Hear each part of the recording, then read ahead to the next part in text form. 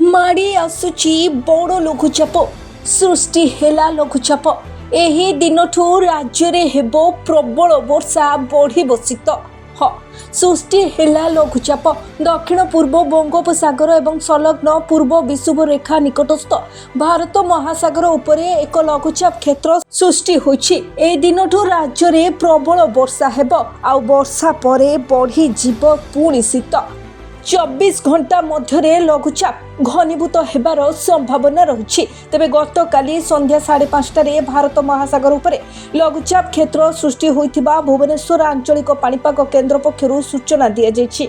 अन्यपटे शीत सांगकु कोहला पवन ता सांगकु कुहुड़ी लोकंकु अस्तव्यस्त करुछि। आसंता 3 दिन सारा राज्य रे राति तापमात्रा प्राय 3 डिग्री कमी पारे।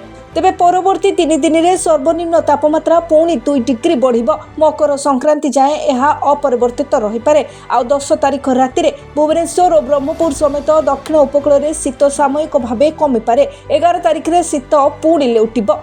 आसंता 24 घंटा रे कोरापुट बलांगीर कंधमाल बौद्ध नयगढ़ गंजाम गजपति खोर्धा पुरी और कटक रे घन कुहुड़ी पाई ए 10टी जिला येलो वार्निंग जारी करिछि पाणीपाग विभाग।